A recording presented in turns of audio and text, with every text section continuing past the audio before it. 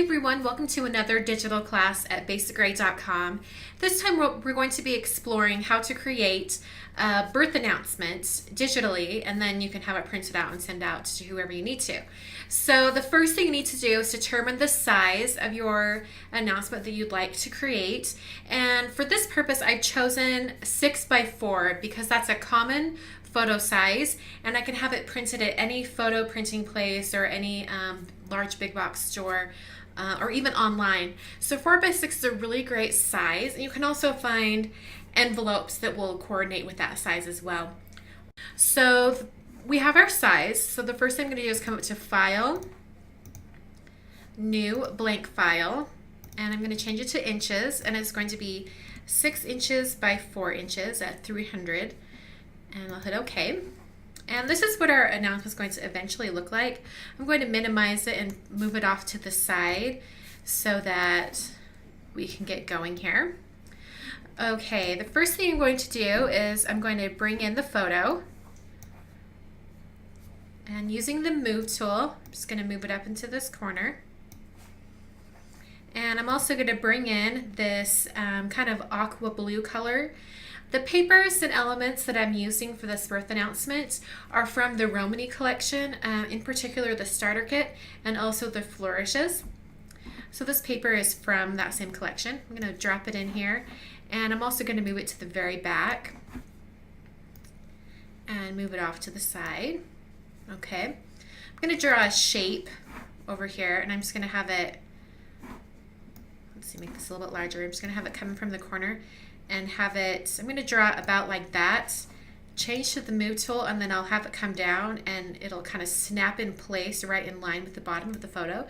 That's what I want. All right, so now that we've got that shape in place, I'm going to bring in a pattern paper, and this is from the starter kit as well. Move it over to the side here, and I'm going to use a key command to make a clipping mask. I'm going to move this paper to right above the shape it's going to fill, and then I'm going to do Command G if you're on a Mac, or it's Control G if you're on a PC. And even though it's snapped into place below, I can still use my Move tool and move it around within that shape. All right, we're going to bring in another element here. These flowers down here in the corner. We're going to make it a little bit smaller.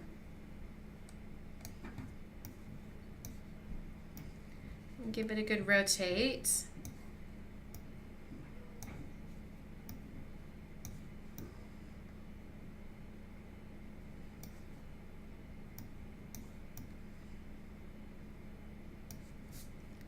Okay, I'll hit the green check mark to lock that change in place. All right, now we're going to build this little flag ribbon element that's up in the top corner. This little ribbon right here is from the Romany flourishes, and you actually can't see all of it there. We'll have to go like that. There you go. We're going to go ahead and drop that into place just on top. And then we're going to take the line element from the flourishes and drop that in as well. We're going to select both layers by holding down the Command key or the Control key if you're on a PC. And we're going to come up here to Arrange, or Align, I'm sorry. Go up to Align and go to Horizontal Centers. And you're also going to align to Vertical Centers. Lovely. All right, we're going to come to the line element right here, and we're going to lock the transparency layer.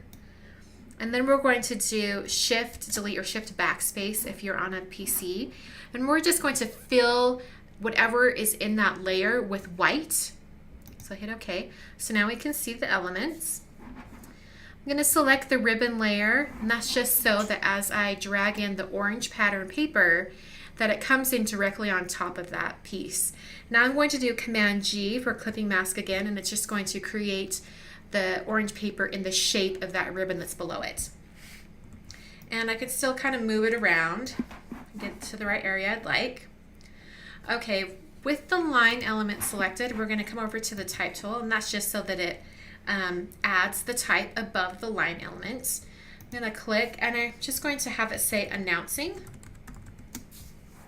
I'm going to select all with Command A.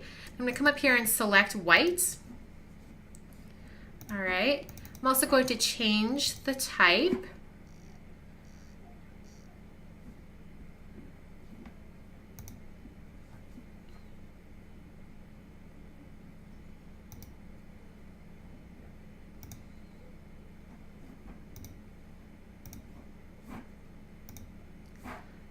Okay. I'm just going to slide this over here. Now I'm going to select those layers again. I don't need to select the orange paper because that doesn't really need to be centered. But I'm going to come over here to align, and I'm going to do the vertical centers and horizontal centers again. Okay. And I'm just going to select the line element. I'm going to get my marquee tool and just draw an area around the word announcing. And then I'll hit delete, and it just gets rid of those lines around the word. All right, so I'm going to select all of those layers, and using the move tool, I'm just going to move it up here into the top corner. And it's a little bit too large, so I'm going to do Control T, and oh, just kidding. We're actually going to deselect that orange paper.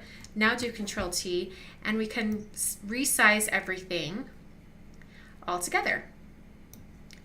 I'll hit the green check mark. Okay.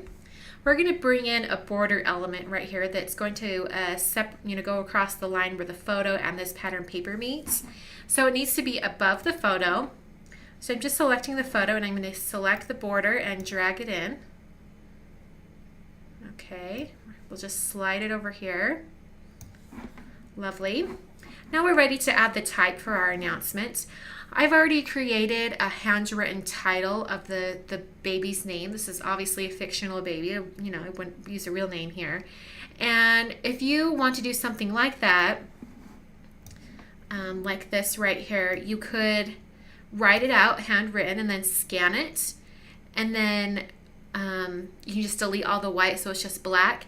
And similar to how we changed the color of the line element up here, you can do the same thing with your handwritten name.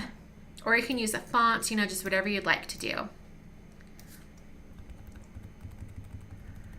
Okay. We're going to add some additional type with more information about the baby. Okay, I'll hit the green check mark up here.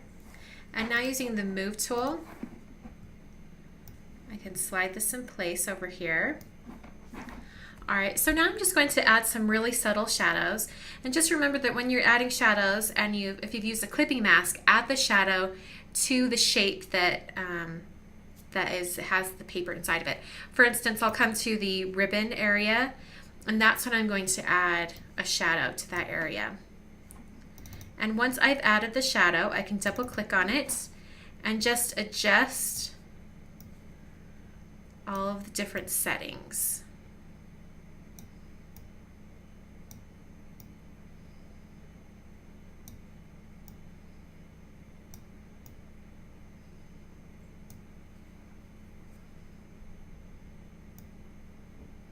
I think about right there is good, and I'll hit OK.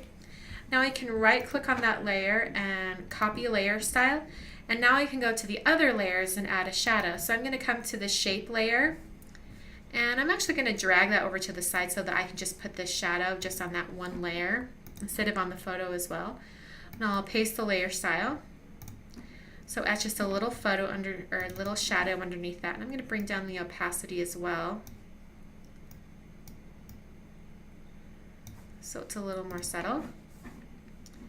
All right, I'm going to copy that layer style, and I'm going to apply it to the name, and I'm also going to apply it to the words.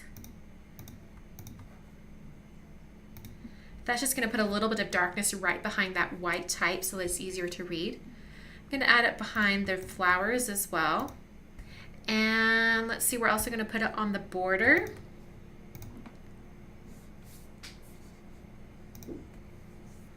And that finishes the announcement. So the only thing you would have to do for this, to have it printed, is just flatten it by coming up to Layer, Flatten Image. And then it's just one layer, and you can save it as if it was a regular 4x6 photo and have it printed wherever you like. Hope that helped you out, and the next time you need to make an announcement or a birthday party invitation, anything like that, I hope some of these techniques and skills that I've showed you will help you out. So thanks for watching, and I'll catch you guys next time.